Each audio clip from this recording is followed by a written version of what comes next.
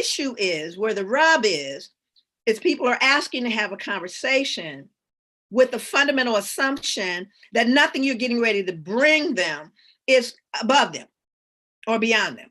And so that's kind of what I want to talk about. I want to talk about how when white people say they want to have a conversation about race, often, not all white people, obviously, because there's plenty of white people that want to have a conversation about race that can have it. And I have those conversations. But the concern I'm having is on the community level, on the one-on-one level, when people are beginning to emerge with a new sense of what it means to begin to deal with this age-long problem in America around racism. There she is. There she is. What is that? What's the blur? What are you doing? Oh. Are you here? Can you turn the mic on, crazy girl? Okay, I'm here. Something wrong with my camera. Okay, I'm here. Hi. And you're too low. I can't hear you. What? How about that? Mm-hmm. So I was just explaining what the conversation was going to be. I don't know what you were going to talk about. I heard it. I'm back. I was coming in. So okay. I heard it. You're talking about how you have white people who can have the conversation. And I was talking about the whole idea of the conversation about race. Mm-hmm. And when you say that to an indigenous person, you say that to a Latinx person, you say that to an African-American person, I want to have a conversation about race. There's something that comes to mind. There was a woman, Kendall, last name was Kendall, really like her, white woman who was talking about wanting to be someone's friend. And she was talking to a Latina woman about, the fact that, how do you make friends? White people often want to say, how do you make friends with a person of color?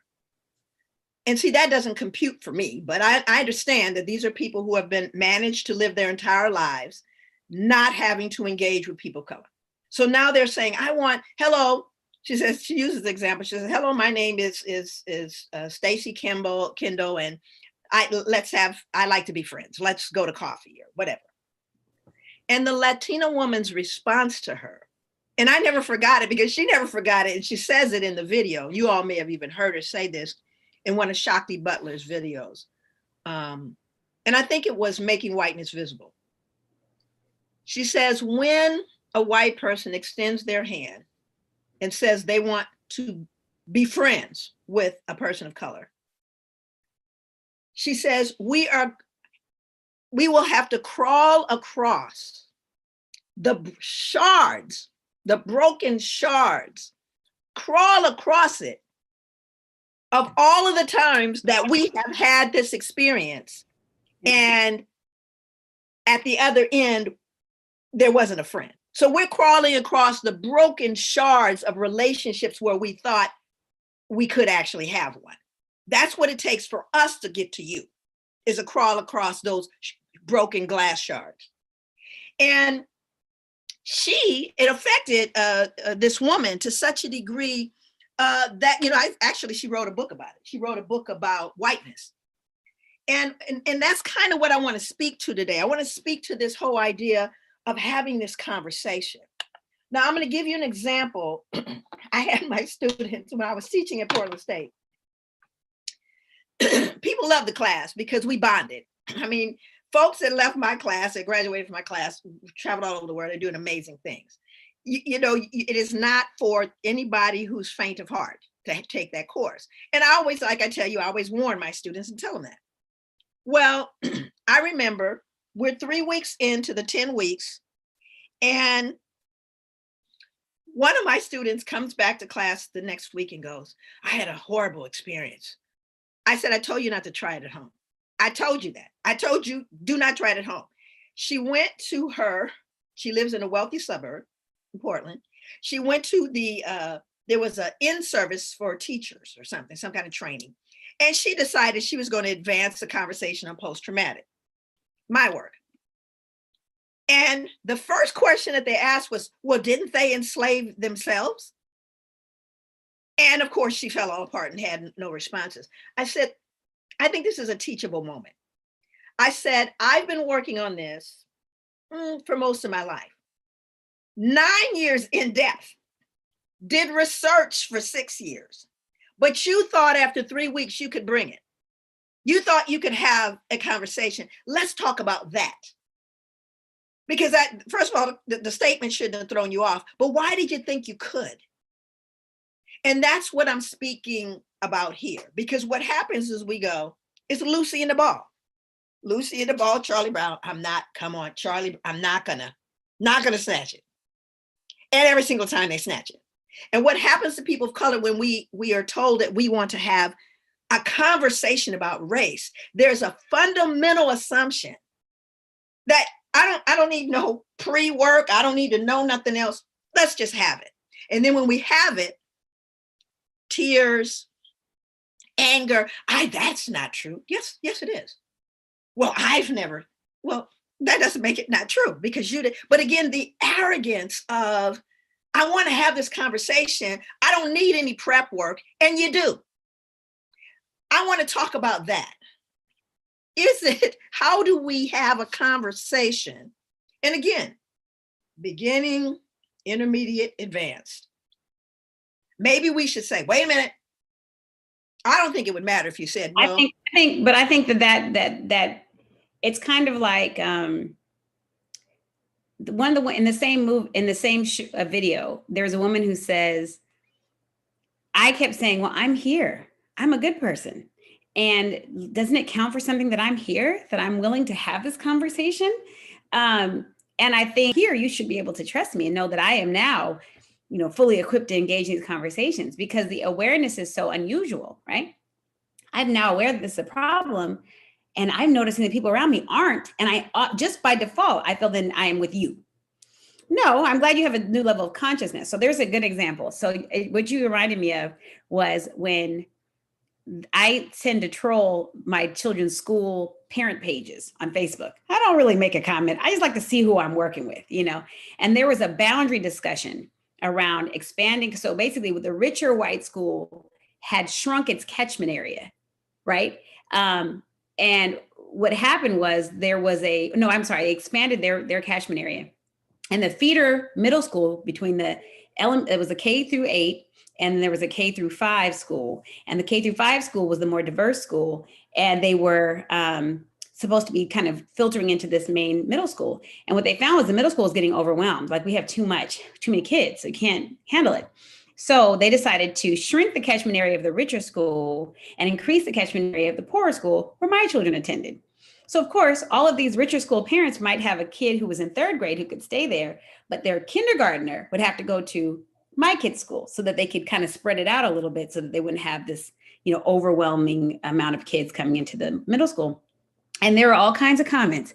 I don't want my children going to that school with those children. All kinds of stuff was coming up. Like, we need this. And all these comments that were basically thinly veiled racism throughout the whole thing. And I'm like, this is crazy, right? So there's this one lady who's been like hounding me to have a play date with my daughter. I may was like, must have been like 8. She's hounding me. What's a play date? Ignore. I'm not responding to you because I don't have to. But then I noticed she was commenting on the feed. What are you looking at? I can't hear you at all. And you're looking at something smells. What are you doing? You're still muted. I don't know what's happening. You're muted. Okay. Well, anyway, back to my story. So what happened was I was looking at her comments on the feed. And on the feed, the comments were saying, she was saying things like, can you consider that if you were a parent at this other school, how that might feel to them? Can you consider? And she was just really kind of, you're basically saying my kid's fine, so F yours, basically, your situation. And so I liked her comment. I said, okay, she's a person, maybe I won't be poking my eyes out if I have coffee with her. Okay. So I agreed to go to coffee. So we get to coffee and she goes, so I know how my hounding finally worked. I said, no, it didn't. No, I was never going to come because you badgered me. That isn't, I said, here's the deal. You think your daughter will benefit from knowing my daughter. And she probably will. You think your daughter will will gain some new insights, perspectives, learn how to be with people. Being friends with my daughter, maybe be better equipped to engage in the world being with my daughter. My daughter is not going to necessarily gain that at all from you, your daughter. My daughter has, I know you think you're an individual, but having a white friend isn't a new thing for my child. And she's not seeking out, really need some experience with a white kid. That she has plenty of those experiences. I said, so the reason why I'm here, knowing that my presence is more likely to basically make your life more rich and more full, I'm doing that for you. It's not for me. I don't need new white friends. Not really. I know you're an individual, but I have a good abundance of diversity of thought in the white friends I currently have. So the only reason why I'm actually here, so I like what you had to say on the Facebook feed that nobody knew that I was actually on. That's why I'm here, because that was evidenced. You put something out there to push the thinking of other people, which made me think this would be worth my time. Just the fact that you want to have a play date with my daughter is not enough reason for me to take time out to meet with you. And so she was like sitting there clutching the pearls. I said, if I've said anything that's not true, please let me know. So she was like, yeah, because she knew that. Yes. And I'm not saying that I won't let my daughter help enrich your life. But the reality is, let's not make it seem like we're here on even terms. I have a lot more to risk exposing my child to yours than you have exposing your child to mine. And until she really sat there and looked around, I said, look around the coffee shop. How many Black people are here? I don't know. I said, I do. Me. You're not paying attention to what's happening, but I always am. I have to be. And I need you to consider that and understand that when you continue to engage with Black people. That's the problem, is that when we're engaging the conversation at a different place. And so that's why you have all these white ally woke police who try to police other white people. Oh, now I know. Now I'm going to tell you how woke you're not. That is almost as damaging, right, as not doing anything at all. Because again, we're arriving at this conversation at different places, and you can't, it's not like I'm either woke or you're not. It can't be Black or white. It can't be because people say I'm either overtly racist or I'm an ally. Though that's not true. That is not true. So I think that those dichotomies have no place in this process. And I think also, one of the things that we, of course, hear a lot, as Baha'is, is having a humble posture of learning, developing a humble posture of learning. And again, when you are in a society that inherently believes that anyone that looks like us are inferior, do you see, it's cognitive dissonance. Wait a minute. I'm humbling myself before someone I feel superior to. Now, whether that's conscious or not, that's the reality of America. And so again, it's the same thing that would happen when they would walk in my room and see a Black professor. They're like, wait a minute, can you know something I don't know? It's just amazing, right? And so as we begin to clumsily engage in this conversation about race and racism, I would submit to you that what we have to go through, and again, when that Latina woman said to her, it's like crawling across broken shards of glass, I understood what that meant.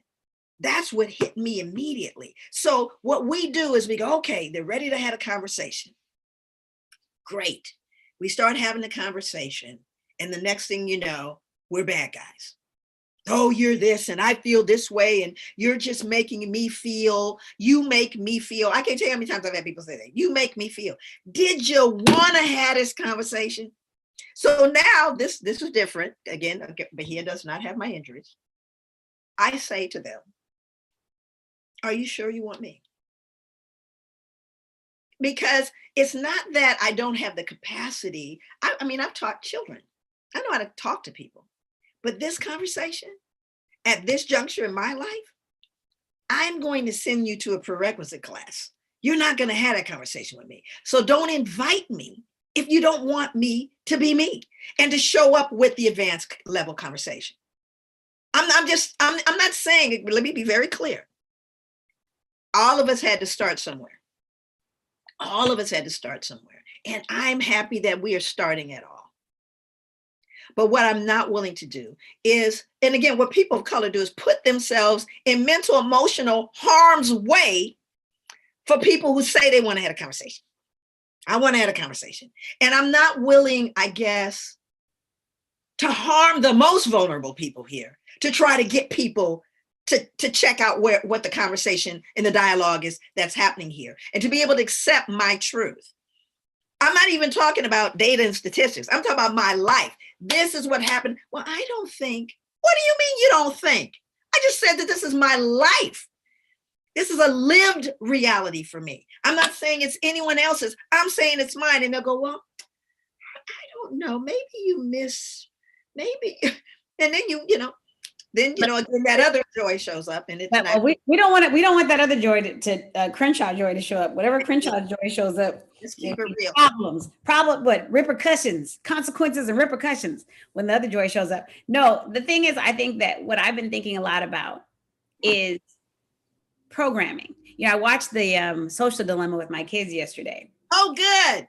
Yeah, we watched it. And it was interesting because their take on it. My son was really like, this is nuts. He felt, I'm getting rid of everything. And he was checking how many hours of engagement he had.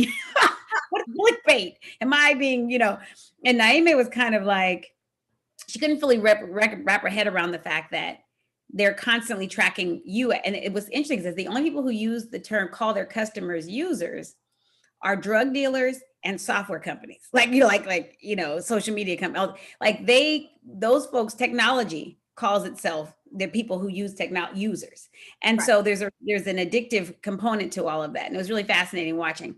But what I was thinking about that is programming. I used to teach a Black inventors class to my children's class, and they were like maybe. I think they were like kindergarten, first grade, somewhere in there. I did it every year for about 4 years, and they were in grade school. And what I had read was, I read that book called, I think it was Blink. It was one book. Okay. Yeah. And it was talking about how you start to develop prejudice. Was it? Okay. Jonathan something.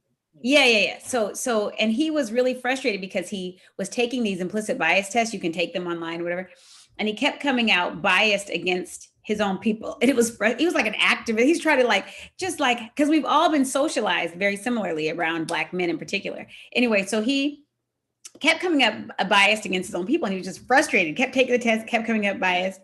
And then he went to like a presentation or some sort of an honoring of the contributions of Black athletes or Black somebody. And he was feeling so much love and just feeling overwhelmed with this gratitude for their contributions. And while he was still feeling like that, he took the test again, and he didn't come out biased against his folks. So what he was saying is that meaningful connections and understanding that people of color, in particular Black people, have had an impact on your life, as evidenced by those the virtual reality with police officers, right? Reducing their bias. When a Black person saves their life in the virtual reality, they've shown that to help them look at the person as human, Black people as human.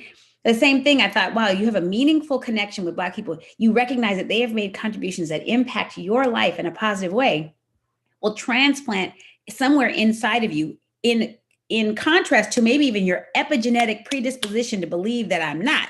It will mitigate that and give you an opportunity to pause and see my humanity. Well, you only have to tell me that one time.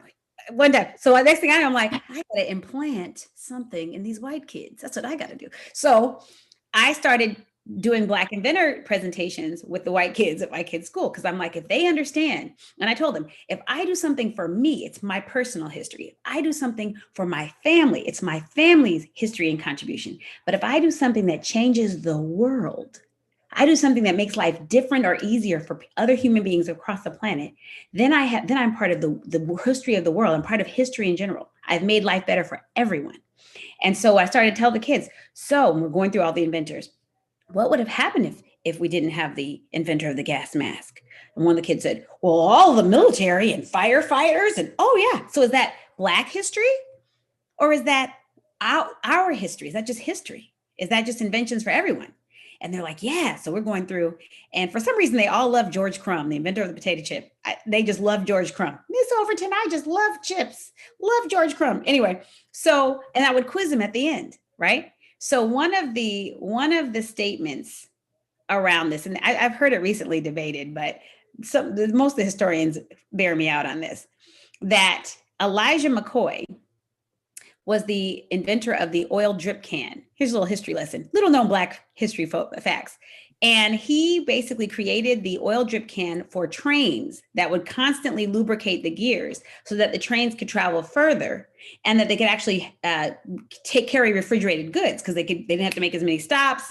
His workmanship was super quality, and he started making money because everybody wanted it. Well, of course, in true capitalist fashion, people started to make knockoffs because they wanted to make money. And people would say, no, I want a real McCoy. So some of the phrasing around the real McCoy is attributed to Elijah McCoy. So here's where I start to bear out my proof of implantation. Okay, yes, you've been programmed by Mrs. Overton. Okay, so what I did was, after our presentation, I would give them a quiz at the end. And one of the things I would ask in the quiz is, if you have amazing workmanship, if you're doing a great job in school, what might your teachers call you? And they'd say, the real McCoy. Now, fast forward 5, 6, 7 years, I was in my child's high school last year, and I ran into one of her classmates from elementary school. And I said, oh my God, how are you? How have you been? How's high school for you? And he said, oh, I'm the real McCoy, Mrs. Overton. So my point is that sometimes it has to be implanted. Some messages, same thing with children, when you beam light into them when they're little and they're hearing Black people are scary and Black people are underachieving and when you're beaming, I know you're brilliant, I know you can do it. When you're beaming that, you implant something there, right? It can't just be that either or, I'm in or I'm out. It has to be comprehensive and it has to be creative. You know what I'm saying? It took years to implant the negative. Right. So it's our responsibility to make those positive implantations. And I completely agree with that, and of course, you grew up with constantly having that fed to you and taught to you, embracing, just our family is diverse, it just is. There's also a thing that happens, which is exceptionalism, or what, the magical Negro. And it becomes one where you're different though, right? So I will sit here with you because you're not like them. And then, the other Joy shows up. I said, let me let you know how much I'm like them. Okay, don't get this twisted at all, because I don't separate myself from anyone, really. But you don't get to say, yeah, I'll talk to you because you're the exceptional Negro. You're the different one, that you're not like the others. And I think that when we participate in that, we're doing harm.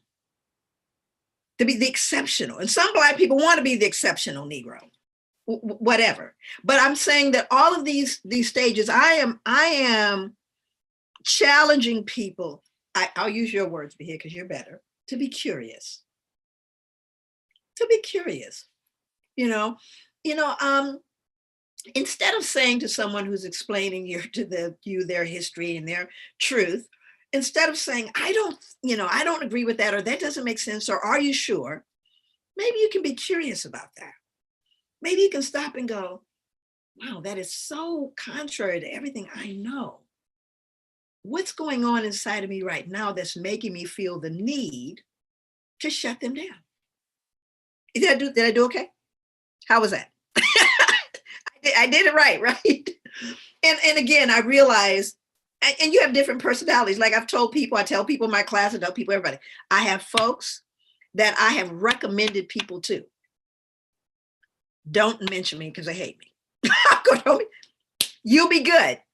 No, really, they're good people. They hate me though. So don't ever mention my name and you'll be good. But that's because your desire is for the success of that person. And so you're going to do what's necessary. But this is the same thing with strategy. I sit there and I think all the time, because I think about this issue, whenever I've been in part of any equity or diversity team, and they ask the group, and every time, inevitably, I'm the only Black person. It's ridiculous, okay? And I always tell them, as a Black person, I don't owe you jack. I don't have to say nothing. I don't have to contribute to this conversation because only you will benefit from whatever I give you. I don't have to do nothing. I always say that. Don't look at me like, oh, we're going to learn so much from her. No, you're not. I'm not the facilitator, right? But as a Baha'i, unfortunately or fortunately, I am required when there is opportunity for us to be able to push learning and understanding that is not harmful to me, but will push the conversation and possibly the thinking. I feel responsible and obligated to do so. So that's the truth. No, So, I agree. I agree. in those spaces, as a Black woman, no, but I don't have to. But what I would say is, in those spaces, when they say, "Can racism be solved?" I'm the only one who says yes. Always the only one. Like on the little spectrum, it's always me. And they all feel guilty because I'm the Black person in the room that thinks it can be ended. And I'm like, again, you have to have that forward thinking about what is possible when you start to look at the reality of our connection. That if you can be curious and you can start to challenge things that you've been fed, we can solve this problem. Maybe not us, but as humanity, we can solve this problem. And I think I may have had this conversation before, but Kathleen, sister-in-law, trip to the grocery store. Man, she was here. She was where? I wish she was on here. Where's Kathleen? You want to join us? She's on. I know. And I didn't get, she was speaking the other day because we had the family. I popped in on there. I didn't get to see it. Is it taped? Anyway, we digress. But no, if she's listening. We love us some Kathleen, okay? We love us. If she's listening, comment and we'll add you in somehow. Anyway, Kathleen told a story once to me. This was years ago. We were both pretty young. And she said that there were these two people that worked in the office, a white man and this Black woman. And he was horrible towards her. Just horrible. Just said off things and just a racist. And they worked together for years, but she just, knew who he was. That's just, how it was.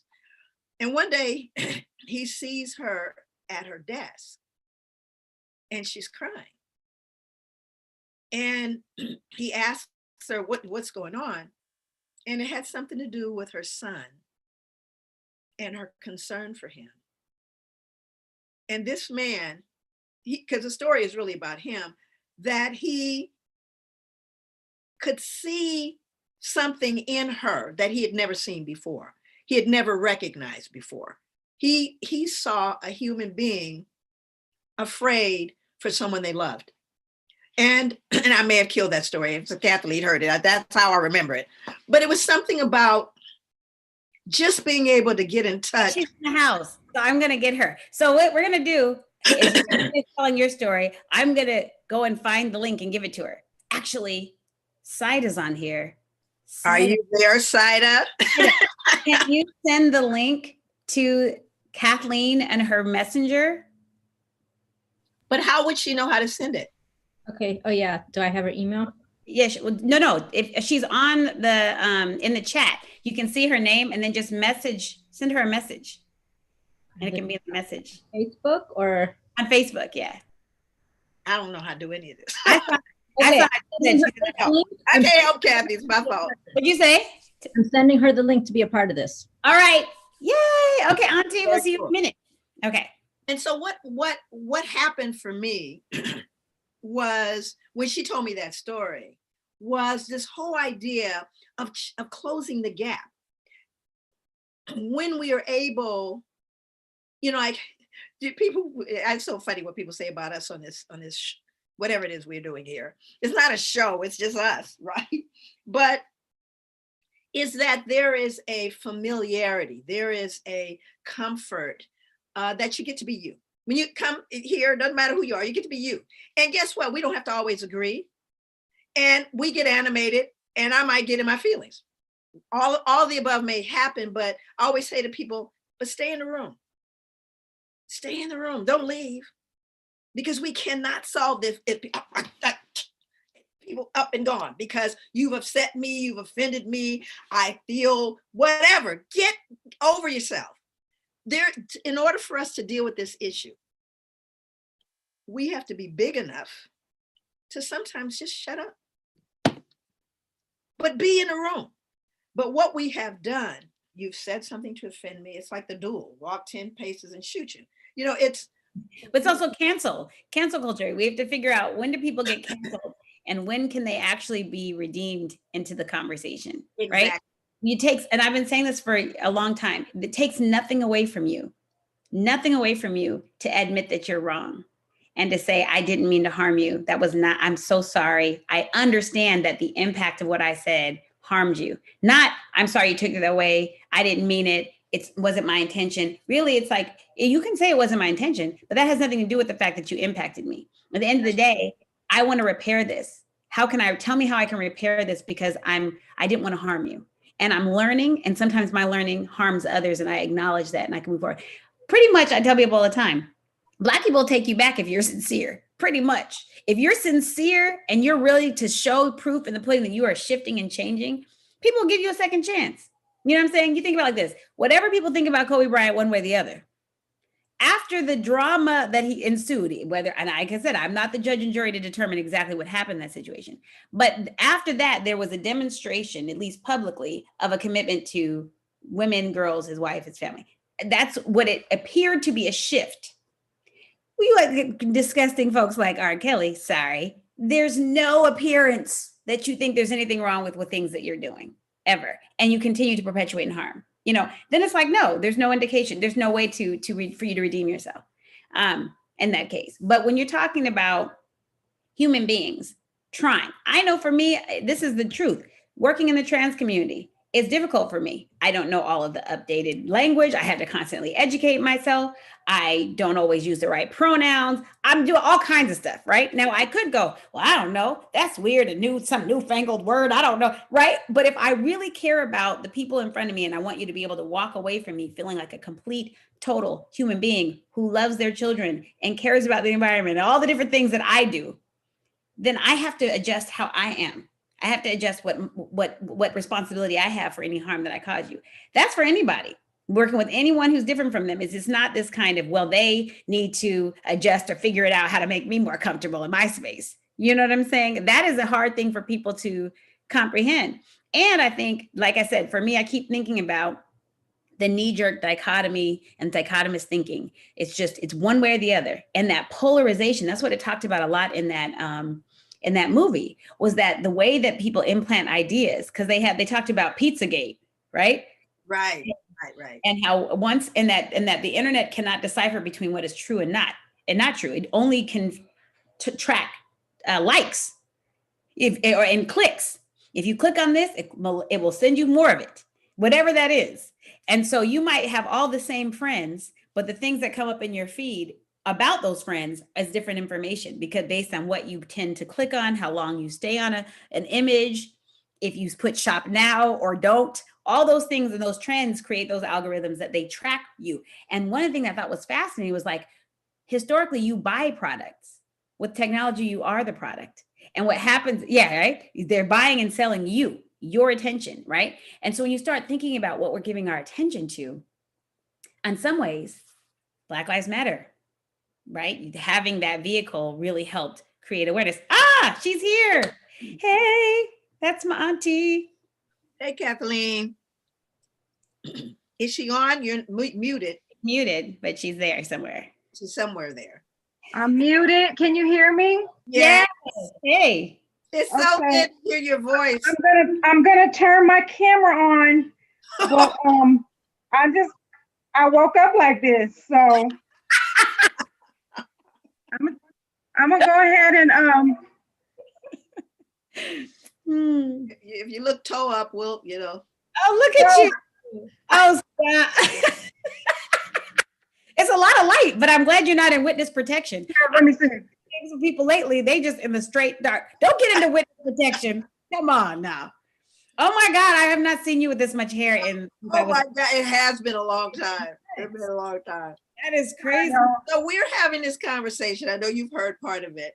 And because Kathleen has a unique experience in that she is biracial but made to some people look white, and at the same time being raised in the community, in the African-American community, and being perceived differently than she is, I wonder what you think about this conversation in terms of working with folks that want to have the conversation, but do we just, give them an exam to determine what do we do?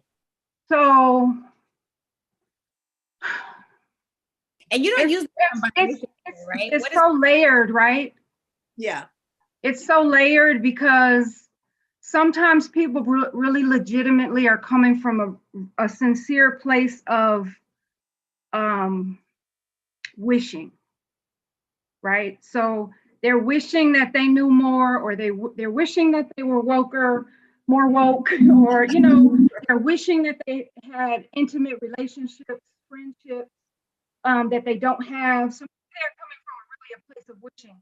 And then there's other people that are coming from a place that's like almost preschool in this, like, well, I love everyone, and I don't see color, and really coming from below square one on this issue. And here's the thing about being the pupil of the eye, right? Is that the pupil of the eye sees what is before it. And the vision that's there and the intuition that's there, I think for the most part, you can trust it, right? And I was talking the other day about this issue of how deep-seated people's feelings are around Blackness, and why anti-Blackness has been so pervasive and so destructive and so successful, right? Is that when people used to, they used to be able to own their anti-Blackness. Both people of color and white people could own it, right? So you could have a paper bag test. You could have a church with only octoroons getting in the door. You could own that stuff, and it was public and it was sanctioned. So now it's not sanctioned anymore, right? Now, well, they're trying to come back around, but in the circles that you and I, that we're talking about now, where you're saying people who are saying, oh, can we have this conversation? So we're talking about people who are at least trying to be politically correct, or they're trying to be woke, or they're trying to be progressive, or maybe even they're just trying spiritually to get in touch with themselves and get right. What do they do with these anti-Black ideas that they have? What do they do with knee-jerk reactions to dark skin? What do they do with all of the ideology that they've either learned or absorbed over the however many years of their lives, right? You know what they do with it is they say, I don't see color. Because sometimes when they do see color, there's a negative association that comes with it. And they know they can't admit that, right? They know they can't say, well, Joy, when I see your son, or, Bahia, the story you told the other day about being in the nail shop, and the lady saying, oh, your son's so handsome, and then trying to be a certain way about Naime having dark skin. And those, I don't call them microaggressions, because I don't think nothing micro. Not micro about it. No, I think they're very sharp weapons, and they injure. But there has to be a place for someone to be able to say, I learned this, I'm willing to unlearn it, I'm working on it, and I'm not depending on you to tutor me. Right. Thank you. Right. But the thing about it is, and I guess what I think is really unique, it's funny because I was telling someone the other day that I remember the first time that I ever experienced racism. And I was like 5 or 6 years old, and I was on a school bus. It must have been like 6. And the kid on the bus said, your dad looks like the bottom of my shoe. And I remember just the confusion. He looks rubber. Like the whole thing just was so weird. And I just kept thinking of it. And he kept putting his boot out to me to see. And I realized he had black soled boots or tennis shoes or something. And and it was the strangest thing for me to think, is he talking about my dad's skin color? But not because I wasn't even offended by it. It just seemed like the strangest thing for you to be doing. Like, why would you, first of all, don't talk about my dad in a bad way, but are you you're trying to like diss me for my dad, but you're trying to base it on his skin color? Like, it was the stupidest thing I ever heard. Like, I was like, you're dumb, right? But then once I got to school and I was one of the only Black kids there, I started to realize there's something different that is being interpreted as bad. That's about me.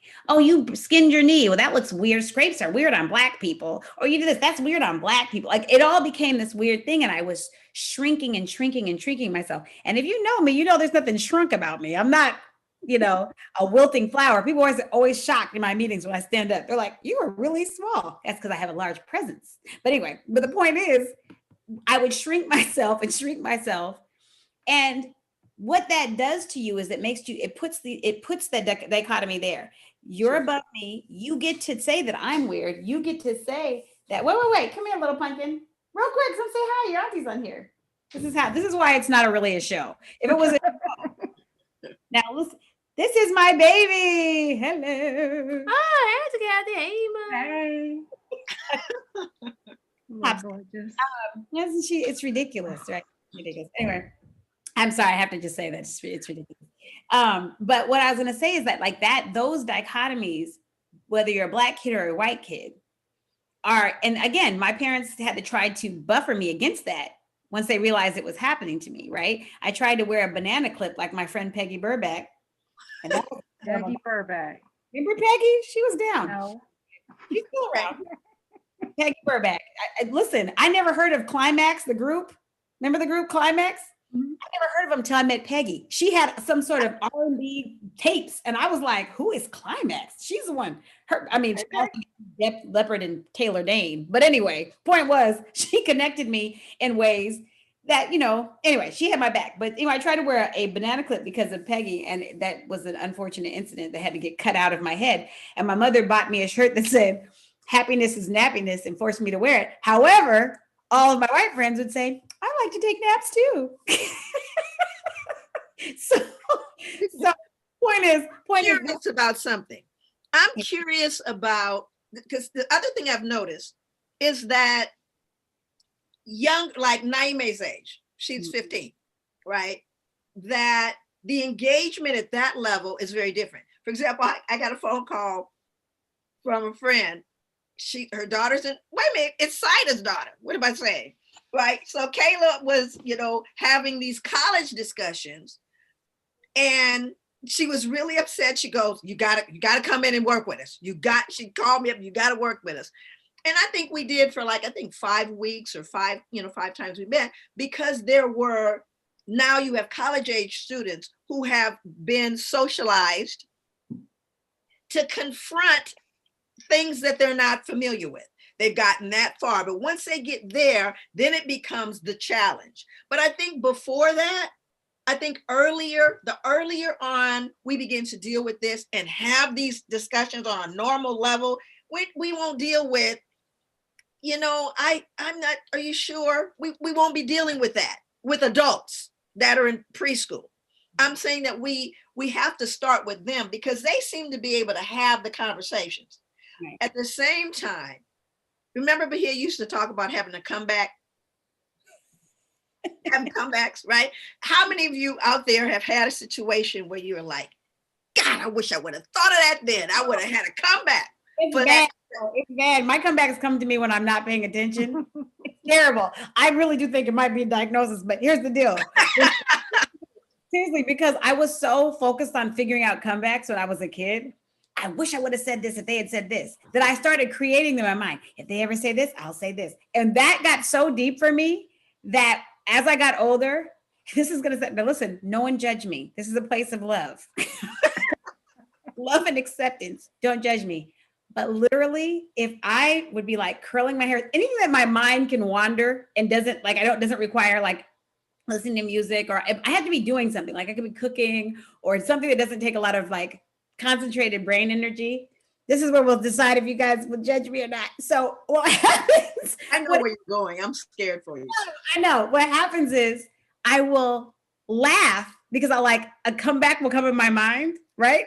I might even laugh out loud as though it's like a sitcom I saw a long time ago. And then every time it happens, it freaks me out. I'm like, now I do think I'm okay because nothing talks to me or back to me or anything. It's just almost like having a memory of an episode, because that's how much comebacks meant to me as a kid. And so when I started to really perfect them, The clapback was real. Once I would really be like, oh, slice and dice. I could think of it so quick in the moment. Chop, chop, chop. We digress. Okay. No. But let me tell you how it's helped me that is related to this conversation. All right. Thank you. Circular. It'll come back around. This is what it is. When I experience something with white people in general, because I don't have the trauma, right? I can access my thinking and I can find a way in that moment to push you in a way that you didn't expect to have from someone. Meaning, whether that's for you, the purposes of you being shamed in the moment, or that's for you to be curious about what's happening with you. Like I've told people several cases, you know, I was sitting there and I'm paying attention. They're saying something extremely disrespectful or racist. And I go, wow, you know, I really thought you might take this opportunity to access your full humanity. I see you have decided not to do that in the way that you're talking to me. If you just look at your whole visceral reaction to me, I find it fascinating. And in the moment, they don't even really know what to do because you're caught in some ugliness, right? And I'm not going to take that on. I'm not going to take it home with me. I'm not going to process it over and over again. What was that about? I'm going to just sit there in a moment and put it all back in your lap. So you can be clutching your pillow at night tonight, wondering about what you did wrong. The clutching the pillow desire you have, I think you need a little therapy around. But I have a question for you, Kathleen, because I mean, I think that you have a very interesting purview of things in terms of how you move through the world. You've always moved through the world authentically you. Never has there been ever a moment that I've known that you've not been you. How do you deal with, or how does it feel for you being both, right? Because you see both sides. How does it feel for you when you're with white people versus Black people who are caught up in it? What do you mean by caught up in it? What people who are struggling with the whole issue of race and racism, both sides. Man, there's so many layers and levels to that. And it really depends on the circumstances and the relationships. So for example, I have family members who on my mother's side, who my mom's white, who are so the opposite of woke. I can't even. And so every once in a while, I will try. Some I have had to block on my social media because of the just ignorance. And what's so crazy is that I'm about to say white people, and I think I'm fully gonna stand in this, and I think it is a characteristic of being white in America. There is a commitment to ignorance. I don't even know if that's the word, if that's what I want to say. There is an okayness.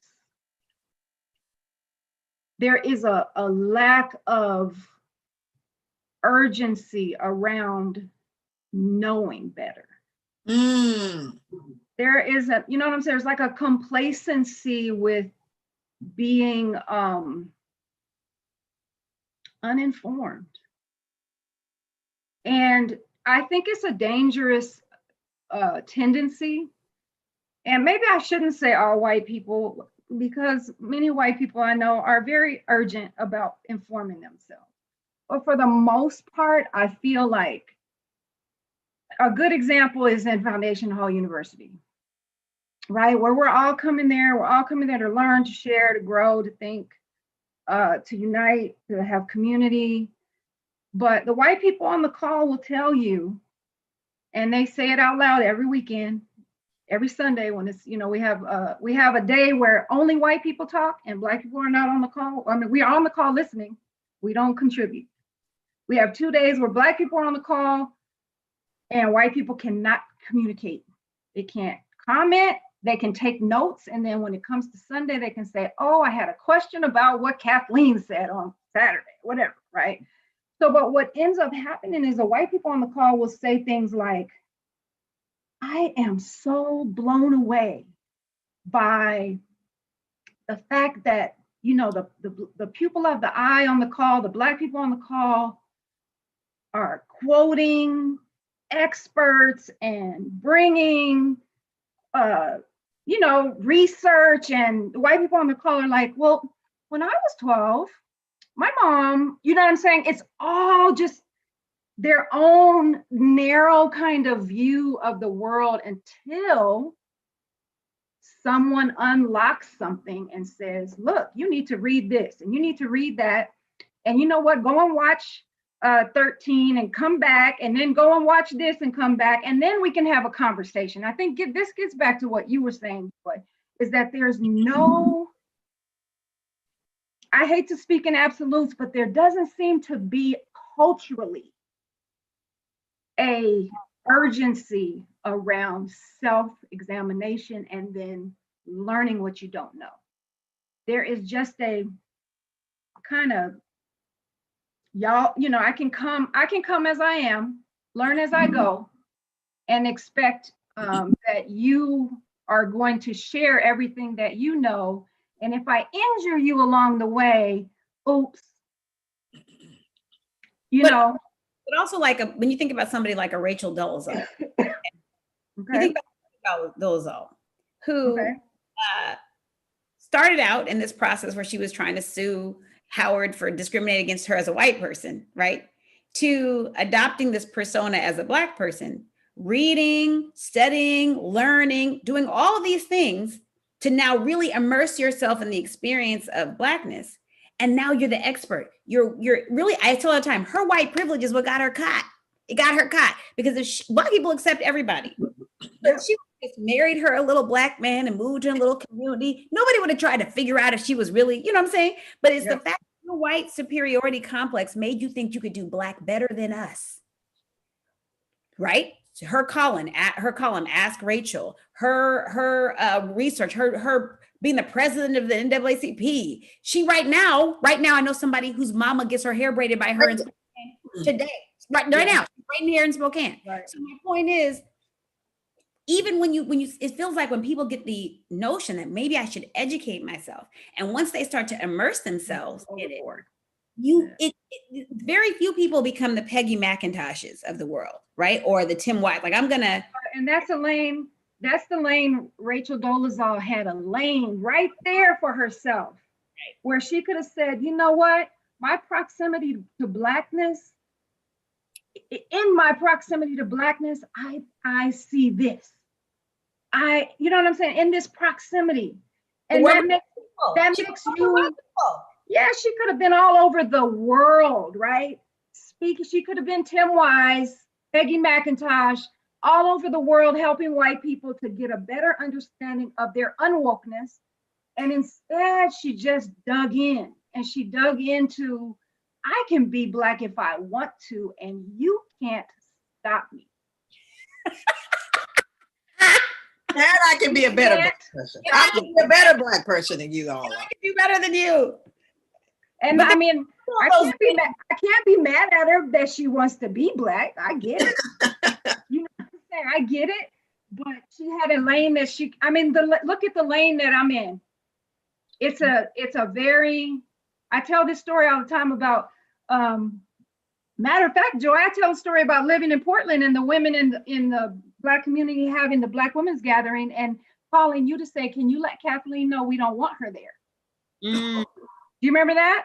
Yeah. And here, now here was my experience at the time. I was young. I think I was in my 20s. I was hurt. And I centered myself in the story. Now, I didn't show up. I didn't come.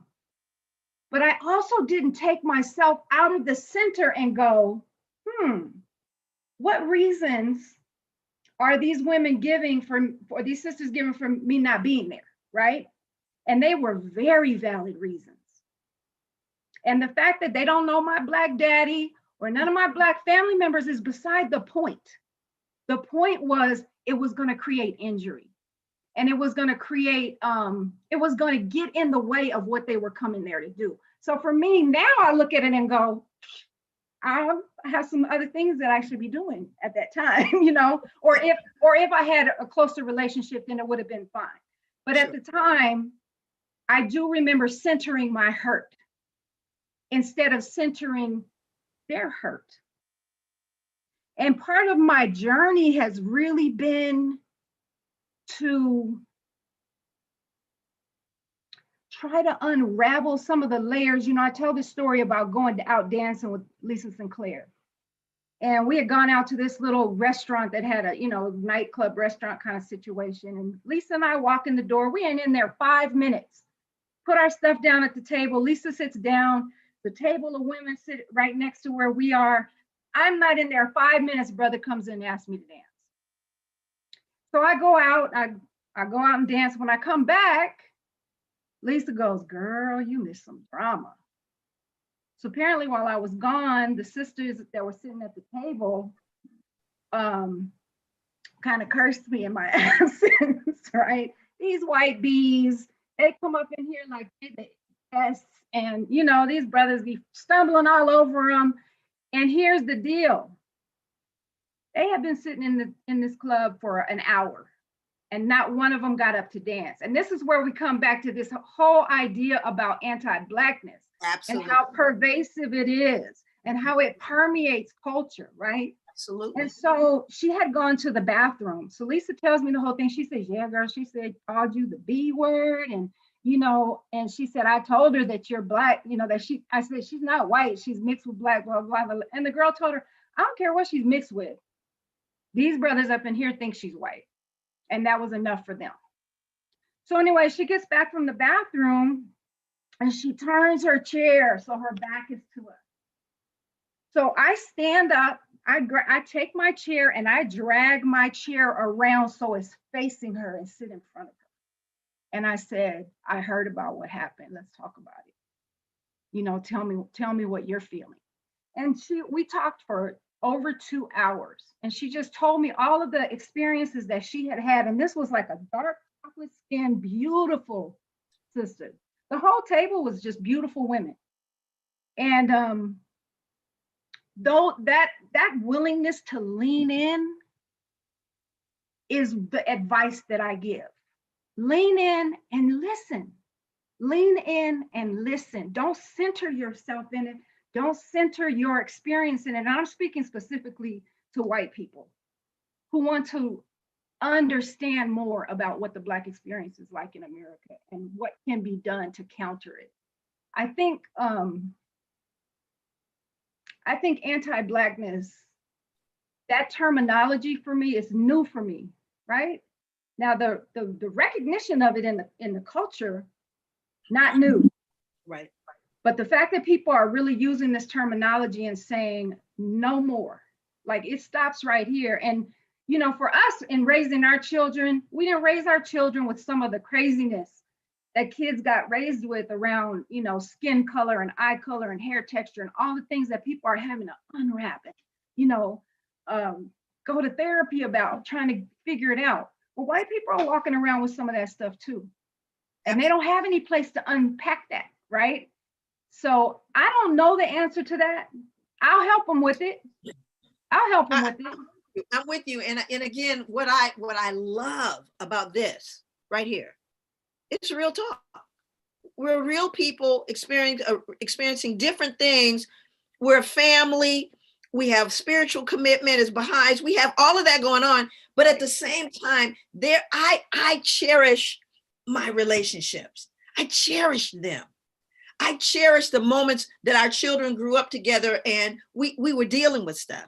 What's difficult for me, and my sister said this, and I think Iris is listening. She was trying to get on. I hope you helped her, B.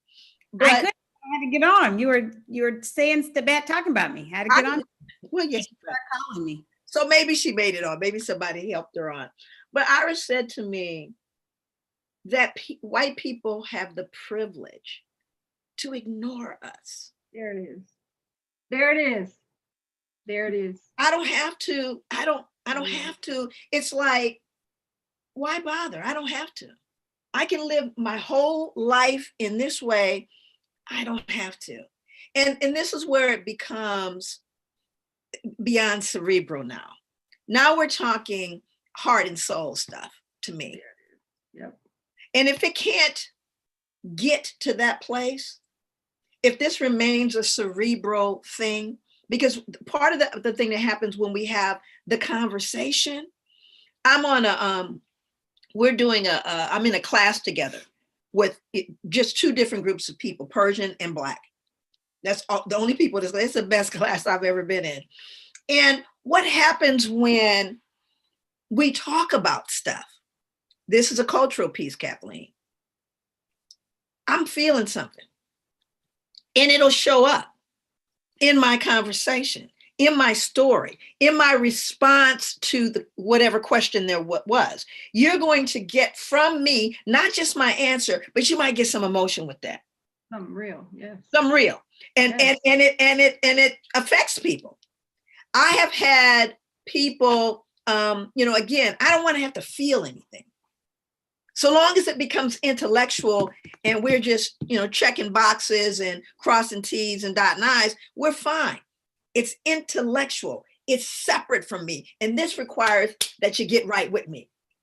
This requires you to embrace me, not just what I've said or the words or the data or even the books or the film. It's me. Yep. And that's the part where, oh, wait a minute. I didn't come here wanting to feel something. But that's transformation and I liberation. want to be enlightened. But that's the thing, is transformation. And this is what we said, we were talking in that one group where we were talking about Alex, and I forget what his wife's name is. And he was saying, you don't have to call me an ally, just tell me where I need to show up, right? Mm-hmm. When you're operating out of, even what Rihanna said, pull up. If you have people in your family that you love and you see all this stuff that's going on, show up. You don't get to you can't make sense of it, because none of it makes sense. We're human beings. You have to feel your way there. And people for a long time are like, oh, we have to change, behavior. We don't need to focus on hearts and minds. I remember being on a committee, a diversity committee for community justice. And the POs were on there with me, and now the corrections counselors, and they're like, we just need to change behavior between 8 and 5. We're not here to change hearts and minds.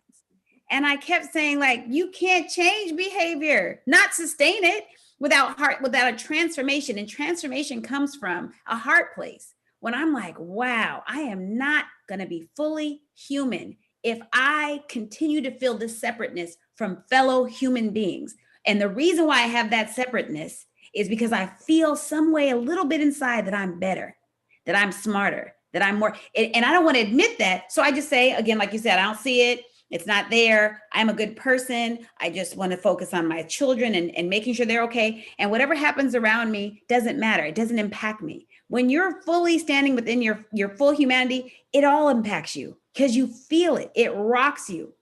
You know what I'm saying? Sure. And if you don't, but that's where I feel like the transformation and liberating yourself from that, the cage you put yourself in of separateness.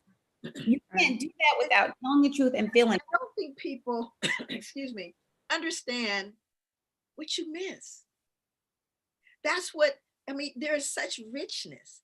I don't have to go out and find diversity or find a white friend.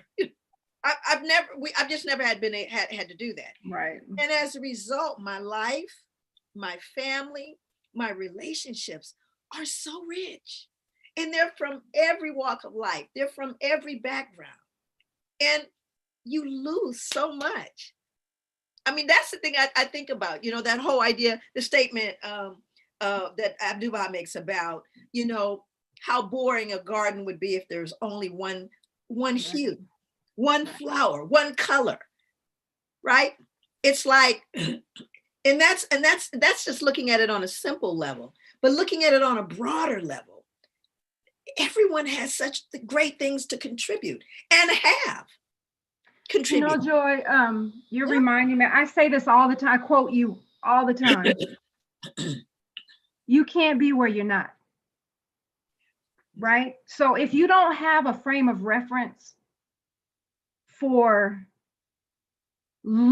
taking yourself out of the center, I don't know any group of people who have a more difficult time with decentering themselves than white women.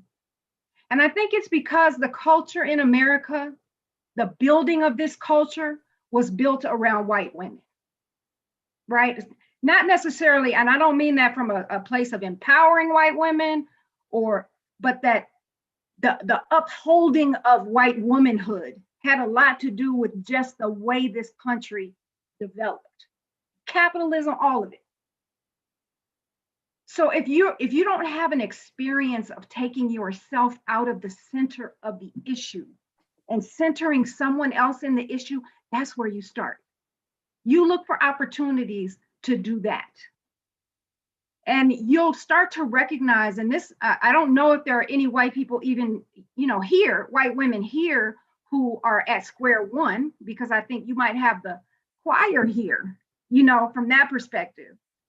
I don't know, but I got some people in my family who, Joy, Black Lives Matter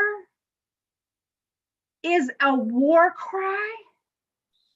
Are you kidding me? We couldn't come up with nothing more angry and war sounding than, hey, we matter. Not even like are important. That's what the comedian said. He goes, we didn't even say Black lives are amazing, they're important. He said, we just said they matter. They matter. He goes, can we just say they exist? But to me, that lets you know Yeah. the neurosis, right? That lets you know how deep this is. And I will say this, like, I feel like my life has changed after the Pupil of the Eye conference in Nashville, where I listened to Dr. Derek Smith talk about centering the pupil of the eye metaphor, right? And for those who don't know, in the 1800s, when every other mover of social and cultural change was working to dehumanize Blackness, right? And to make white people superior. And Joy, you can name them all, Linnaeus and Darwin. And so there's this long list, and even from the religious bodies were these attempts. Here is Baha'u'llah in Persia saying, y'all got it wrong. You cannot create a world order without vision. And Black people are the pupil, the center of that vision. You will never create a meaningful world order without Black people, without the descendants of Africa. So now I'm alive in a time where I go, what, 1850, when everybody else was trying to commodify human beings? The founder of my faith was preparing us, right? Was preparing us with a metaphor that nobody can mess with. Well, I'm telling you, after I walked away from Derek's presentation, I was like, you can't tell me nothing. I know what's about to happen. And here's what we are going to do. We are going to center Black people. That's right. In the creation of a new world order. And here's what white people have always been afraid of. White people are afraid that Black people would do to the world and to them what they have done. And that's only because they don't know the nature of the pupil of the eye. That's right. That's right. So let me just say, just for all of us, because we get on here and we get all into our Baha'i stuff. So Baha'u'llah is the founder of the Baha'i faith. We are Baha'is. We've had a lot of Baha'is on here who don't realize this is not just, Kathy's gonna say be the real no matter where she is. But just so you know, what informs a lot of our world perspective is being Baha'is. That's where that is. We're actually going to give people an opportunity to get into that another time, because we've said it so many times. And this Wednesday, we get people like, what is this? We're going to give you a link. You're going to have a link. We have another. But here, can I add one thing? I just do want to say one thing about the construction of anti-Blackness in modernity and why it had to happen to commodify Black bodies, right? So the whole building of the economic world order was done on the backs of Black people, of Africa's descendants. And in order for them to justify it, in order for them to still consider themselves good, right? Here's my question about it. We know the residual injury.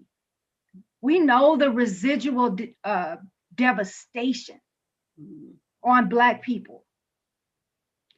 I think that what we don't know is the residual damage.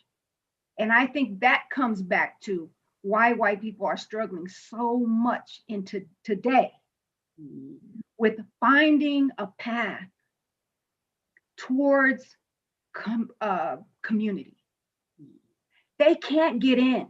They can't find a path because that construct of anti-blackness and white supremacy is a living, it's epigenetic. That's what you're talking right? about. So if you don't have an urgency to reprogram yourself, and you don't have an urgency to lift the layers back, right? You don't have an urgency to get in here and figure out, what did my ancestors put in here? Right. Right? What do I believe about this society? If Right. you don't have a sense of urgency around that, your path into community is blocked. But Yep. And I know that's what the wish response to that- is. The wish is community. Yeah. But one of the things that, and I'm glad you brought that up, because when I started doing the work around post-traumatic, of course I got pushback, but part of what happened was, well, that's okay, because they perceived it as pathologizing Black people, which it is not. But the bottom line is, oh, I can feel bad about your suffering, your pain, because that's a sickness. White people never talk about their racism, their bigotry, their hatred, their angst as a pathology. You see, it's an acceptable, Yes. it's not an acceptable way to be. It's sick. Mental But illness. we can't use the P word. We can't use pathology around this, because you see, I have the onus. Remember, I have the right, the privilege to not have to deal with this at all, because I'm right in my whiteness. It is inherently okay. And anything that's in there is still superior. And you can't fix a problem unless you see it's a problem. And white people cannot see this as a pathology. Joy, you know what? I was watching that. I don't know how many people have seen this Red Table Talk with the little white girl from USC, whose mom and dad just went to federal prison. You know what I'm talking about? You know what I'm talking, Olivia Massimo, the Massimo, you know what I'm talking about? Aunt Becky. Yeah, from Full House. Yeah, Full House, yeah. Okay, so she was on with Jada and Gammy and Willow. Now, here's what I think. I think her PR rep was like, okay, what are we gonna do to fix all this damage? Because she's lost so much money and she's lost so much of her social media following, and she's lost endorsements. She's lost. Mom, this is one of the people who paid for their kids to get into Ivy League school. Oh, okay. Yes. Okay. So 500,000, I think, was the amount of money they spent, or whatever it was. But anyway, so Gammy, Adrienne, she doesn't want the girl on the show. And she says it during the trailers for it, the teasers for it. And even when the girl comes on, she tells her why. She says, I think it's the epitome of white privilege for you to be sitting here. Woo! And she says that her reasoning behind it, there's a few layers to it, but here's the deal. The girl comes on and she's very contrite, okay? She understands that what her parents did, what she didn't at the beginning, and she says it. She said, I'm so embarrassed that I didn't even think it was wrong. I thought it was what everybody did. And so, they're working through this conversation, and she's talking about, I get that it's wrong. Never once in the time that she sat at that table did she ever mention the students. She kept saying, well, I worked my ass off in high school, and so it wasn't like felt like I didn't belong there. It's just the way that it happened was wrong. And she never thought of all of the students who didn't get a letter from USC. And that's what privilege does to you. It doesn't occur to you that your privilege rests on someone else's not being privileged. Do you know what I'm saying? So someone, and it would, I think if you said it to her, she'd go, oh, I never thought of it that way, that, people's lives were impacted. There's something like 750 students that this guy, the counselor who was taking in all this money, right? Taking all these bribes, never occurred to them to even think about the people. And if you go back to the nightclub scene that I was talking about earlier, you can't have privilege without someone else being diminished. Mm. Right? So now I see that bright and clear. There's no escaping that. And I think for white people, they do not want to be reminded, or that, not even want to say that. I think that no one has ever opened their eyes to, do you understand that for you to just be able to drive down the street and the police don't bother you, that the privilege of that we're not even going to be having this conversation if there wasn't a population of people who are being murdered. Like, do you see what I'm saying? Like, that's why when I think of the movie Us, right? And the thing that I liked about the movie Us is that they were saying, in order for you to be doing your life like this, someone is the opposite somewhere. Someone is suffering because you get to have what you get to have. When I talk to my daughter about fast fashion, right? We talk about, yeah, you can buy this cheap stuff from these cheap stores, but that probably means that tiny hands are making them in a studio, in a locked factory somewhere that they don't get. You're like, this is a deal. It was $10. Well, if it was $10 for you to buy it, how much did they give the person who sat and made it? You know what I'm saying? Because again, you're excited to be able as a teenager to find something that's a good deal for you and what you can afford. But if you can afford it as a teenage non-working person, what hands made this? And see those considerations, you know. So I have a question here, because something is coming up for me. Way over, by the way, but we're flowing. And I don't have the right clock time anyway. So I can't believe it. One of the things that I was thinking about, you both were basically talking about Amalis, the ones who walk away from Amalis, right? And here's a city of beauty and city of joy, but there's a child in the basement.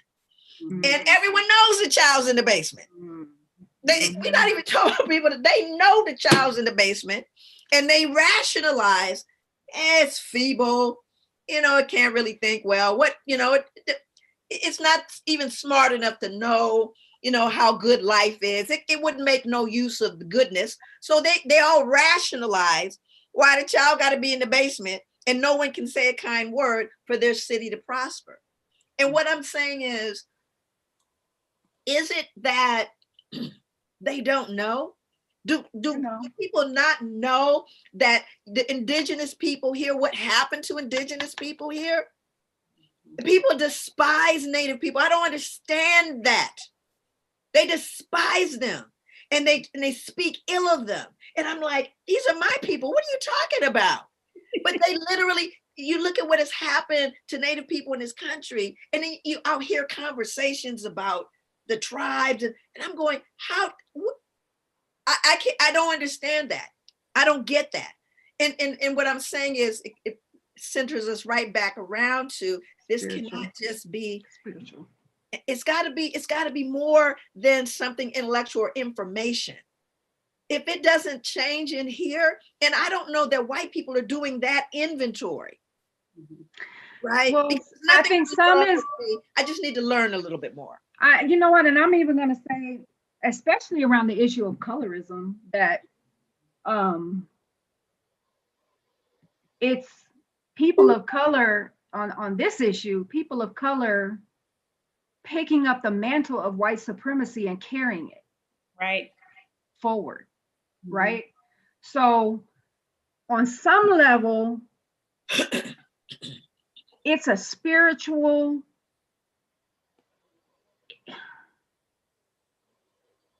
it's a disconnection. Let me put it that way. It's a disconnection from purpose and a disconnection from reality. So, on the bottom line, if we're all one creation, right? The degree to our proximity to that truth is going to impact the way we interact with each other. Absolutely. Right. But also taking up the mantle of white supremacy for others. I think I was saying this the other day, as you'll hear people talking about colorism and being mistreated different places in different ways. And there's shade privilege, right? You have white privilege and you have shade privilege. And it's been an interesting thing to navigate with two children that I have that are different complexions, right? And how the world engages with them. But also, I think it's fascinating when we start to think about our ability, like you said, to recognize. I have a good friend of mine. Shout out to Kamal Sinclair. I love her to death. And one of the things I say about Kiki is we were living in, I think she lived in Harlem. I think she lived in Harlem or Brooklyn, one of them. She's like 20 something. And she was really fit. She'd been in Stomp and doing all these, performance stuff. And she's like, I need a side hustle. So she went to be an aerobics instructor in Harlem. And so she said, I did a great job. I did my whole little thing. And they were like, yes, I think it was Harlem. I don't think she was in Brooklyn. So she's doing all this stuff. And she's like, I killed my little kind of audition for being a aerobics instructor. And at the end, the lady interviewing her said, you did a great job and you're really energetic and you have such a friendly face. But the Black women that we're trying to get to come here to work out don't want to see a skinny mixed girl bouncing around. They just don't. It's not what they want to see, And she was like, I get that. I get it. It kind of hurt my feelings. I put so much effort into it. I was like, no, I get it. And the thing I love about Kiki is that she's always been a self-reflective person. Absolutely. She got jumped by the Bloods when she was like 16 because she thinks she cute and the girls were, and I said, but she never was like, they just mad because I'm like, it was never that kind of situation. Dark-skinned girls don't like me. It wasn't any of that. It was really, and she would always say, I always knew that it came from a place of injury and harm. And I said, she's the kind of person, people say they put bleach in certain girls' hair so they can make the hair fall out. I mean, this is where the depth of internalized oppression comes from, right? Right.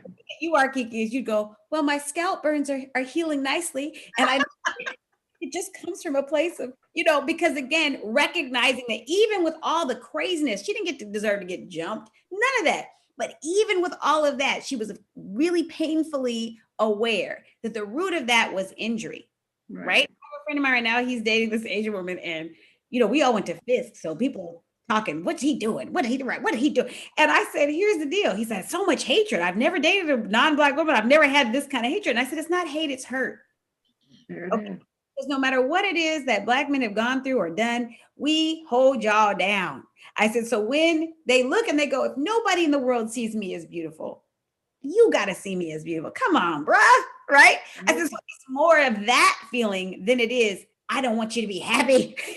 You found some happiness in the Asian chick. I think it really has to do with the hurt of feeling the rejection of the world. And all I need is for my brothers to say, but I see you and you're beautiful and uplift you. And when you don't get that, then everybody who does get to have that standard, does get to be put, then that's where they're going to get the hate. That's when they're going to say, calling, Auntie Kathy the B word. She just came here because also had I think, Auntie, you've been more aware coming into the space of what was happening there before you got there. Maybe wouldn't dance with the people. You know what I'm saying? Like, let me just close out.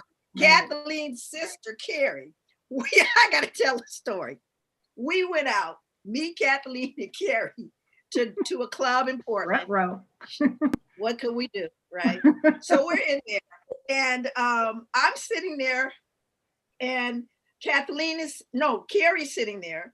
Kathleen was sitting on the other side. And there's some women behind me saying, one woman leans over and goes, he left me for a Black girl. This was a white woman who said, he left me for a Black. Can you believe a Black girl? So I'm sitting there and I'm thinking, I want to go home. Why did I come? Kathleen is like, oh, Lord. Why did Carrie snatch the woman and beat her into a whole? No, she took her earrings off first, though. Remember? She took them off. She started going like this. I was like, oh, hell. I didn't know what to do. The woman was underneath the bar. And Carrie was like, say it again. Right? It was, yeah. It could go a different direction, That's my sister. and it ain't just us, because Carrie was like, I'd never seen anything like that. Well, you know what, Joy, I mean, it is funny.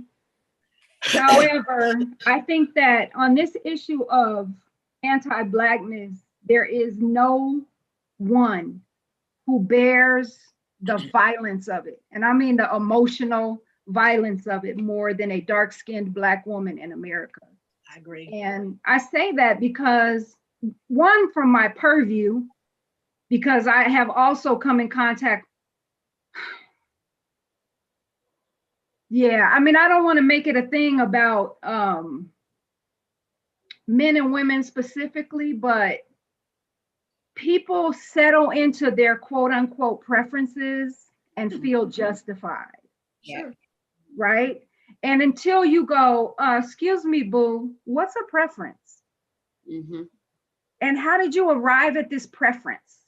Mm-hmm. And what in your upbringing and your socialization as a man, hair length and something, skin, where is that coming from? Because that is not, excuse me, but not a preference. It's not. It's violence against a specific group of women that you cast out of your beauty spectrum, right? Yeah. Mm-hmm.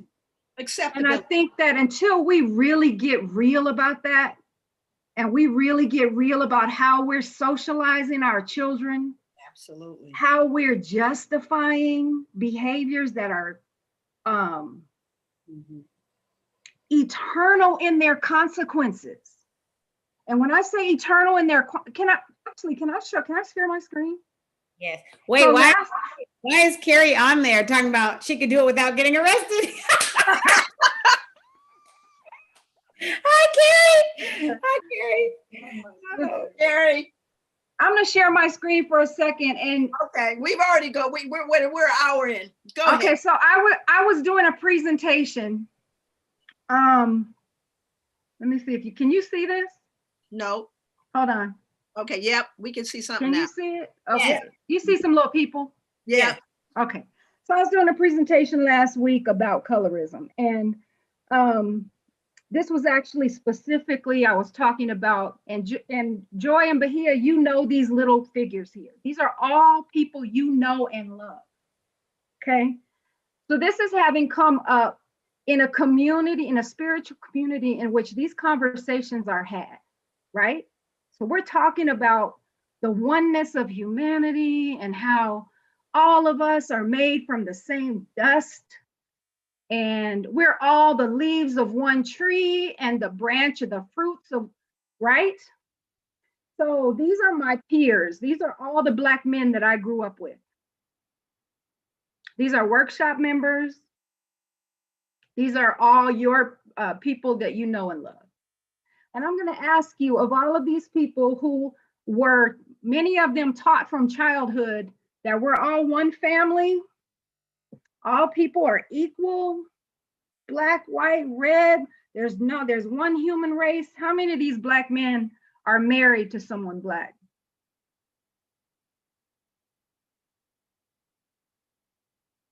Well, I'll just start right here.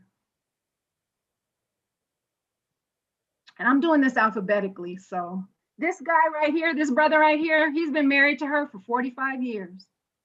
Beautiful children, love, love, love each other. I would never say anything against their union. Right? He chose a woman. Right. I mean, I don't know what the attraction was, and it's not really my place to even necessarily know that. And then we have I'm in the B's now, by the way. Okay. So, okay, and okay, and wait. Oh, so this brother right here, he's in his 30s. He's never gotten married. Okay. And I happen to know that he has been in love with two sisters, one light skin and one dark skin. And I mean, I hope people don't think that I'm like going crazy over here talking about skin color and who people love. But to me, this chart right here is the real deal, right? This is where the rubber meets the road around anti-blackness and internalize the messages that society sends. So we got one brother here who did marry a Black woman, and she's actually biracial, light skinned. this one right here, the last one, he actually never got married, but he asked for consent to marry a Persian girl and didn't get it. And then just never got serious about anybody after that. I forgot why I put the asterisks here. Oh, wait. Sorry. Okay, so that's the one brother that I know that married a brown-skinned sister. And people, look, people can marry whoever they choose. We're just looking at trends. They can court whoever they choose, but I'm saying there's something going on in our culture Absolutely. where this is okay. Absolutely. Okay, so. And then the last one is actually a brother who got married, and he married a white man. All righty. So there it is. So how are we going to build a new world order, right? In which the pupil of the eye is centered. It's centered, right. Kathleen, have you done anything like this around Black women? I didn't put that chart together, but I can tell you this. Most of the Black women are married to Black men. They went outside of the Baha'i faith to find partners. Interesting. But there's oh,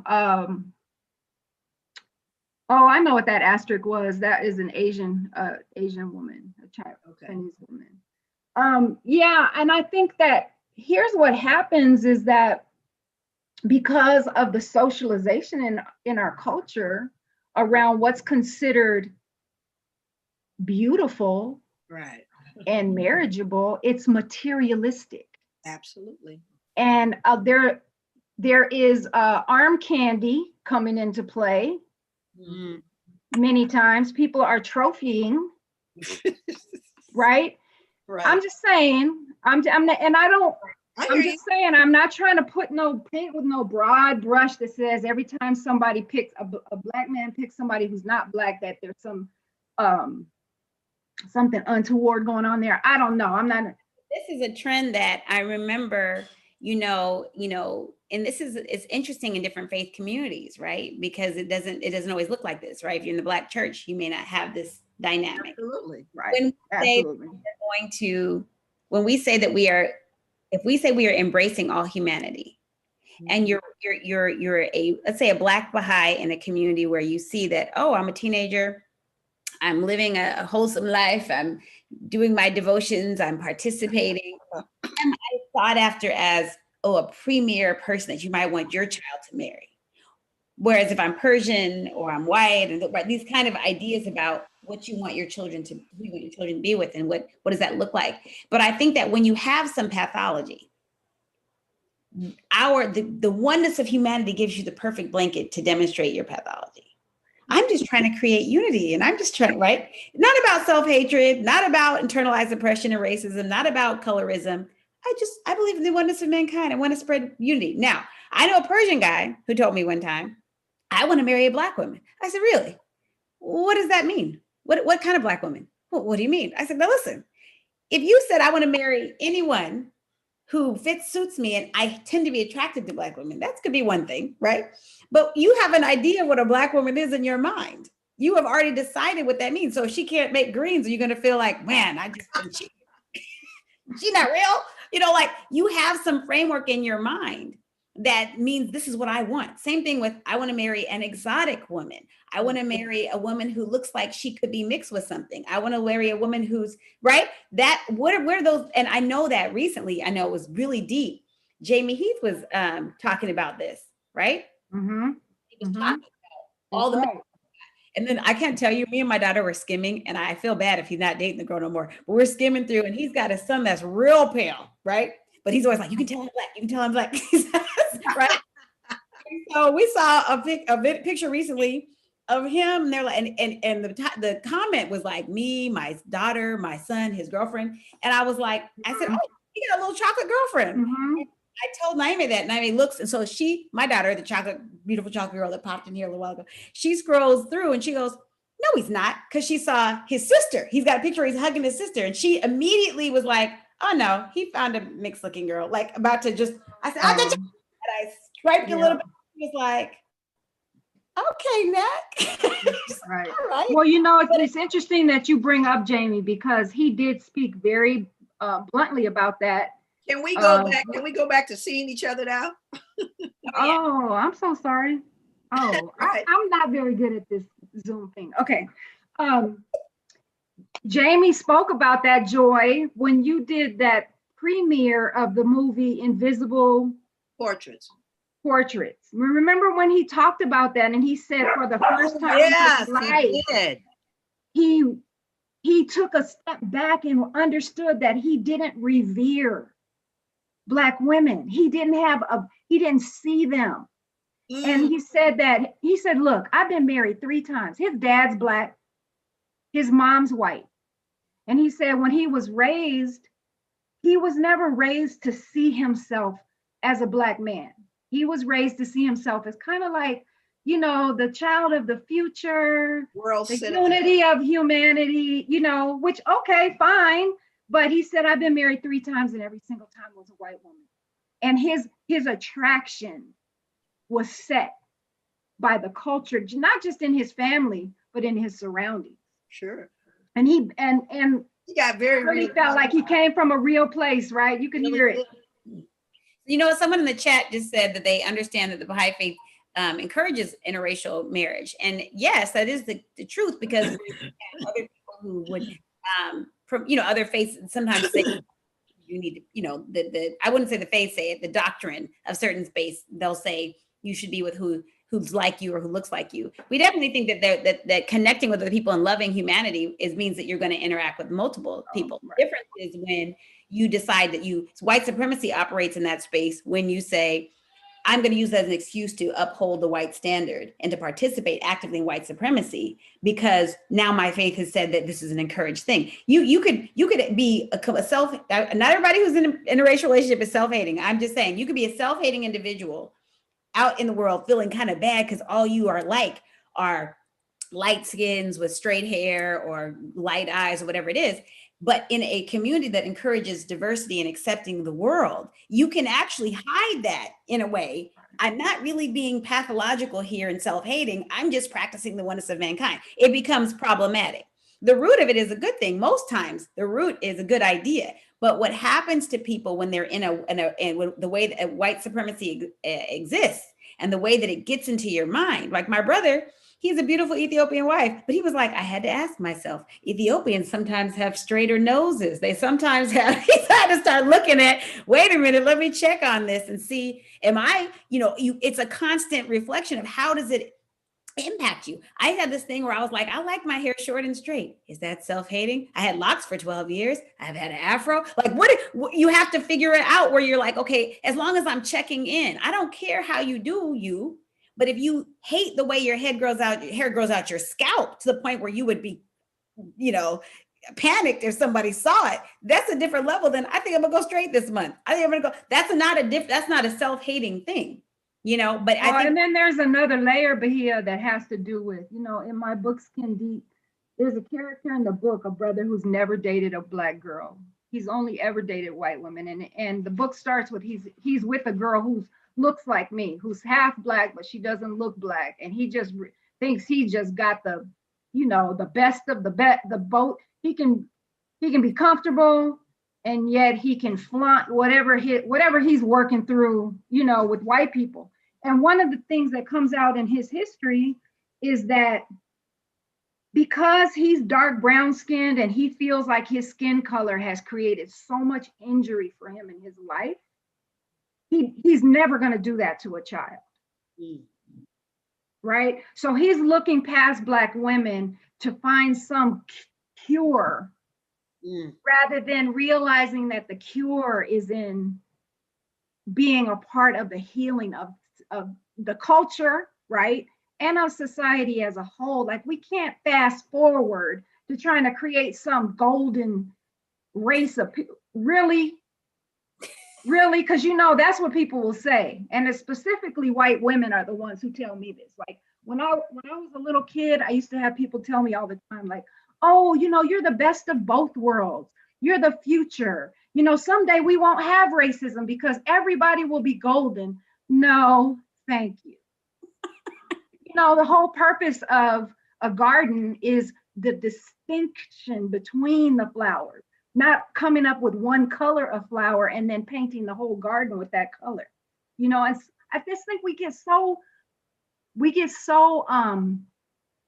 caught up in running from anti-blackness instead of turning around and looking at it and saying how much of what we're reinforcing in our families, in our communities, in our spiritual families, in our spiritual practice, how much of this anti-blackness are we reinforcing? And where to get your book? Kathy, where to get the book? It's on Amazon. Just look for Skin Deep, Kathleen Cross. Okay. Sorry. That little plug. I know we are way over. Oh yeah, we are. We got to close. I've been absolutely thrilled by this. I love having these because I'm learning things. I'm listening and I'm thinking of how I can integrate it into Be the healing. Be the healing. That's right. Amen. Amen. So be That's well. I love you guys. Love you. Bless you. I would love you so much if I could. I don't know. I'm mad at you for putting me on camera looking crazy, but it's all good. I woke up like this, so whatever. Okay. Love The you. whole world has now seen me. Yeah, I would have put a little like, Bahia, I see you have lipstick and some earrings. See, that's why we were late getting on, trying to, because they'll really talk about us. They'll go, Yeah, well, she looked now better. it's like, We'll have to have you back on. We'll have to have you back on, and then you can be all glammed up. We can okay, okay. Well, I'm not really a glamour person, but yes, I would put on a little mask or something. But yes, we thank you for coming on at short notice. As you know, this is not really a show. People are like, I love your show. I'm like, it's not really a show. Have a show. We don't know half the time what's going on. It's us trying to kick it in the way that we can during COVID. But we appreciate everybody who does tune in to this show and to push people to think about having these conversations with people in their family. We usually have the spectrum of color in our family and everybody's experience is different. So it would be interesting for folks to talk about, how they can be better supporters and loving people through that real thing. And also, if you're right on this, start to think about how you decenter yourself in this process. Also, we're going to be relaunching the Be the Healing shirts. You can see Dr. Joy's wearing them. Be the Healing sweatshirts and t-shirts are going to be available again. I think they're I have hats. Oh, and hats. We're going to do the dad. Where do we get them? You can get them on the Joy Communications website. Okay. If you can, take a picture or a video of yourself in the shirt and say something about how you're going to be the healing. We would love to make this a Love movement. to have that.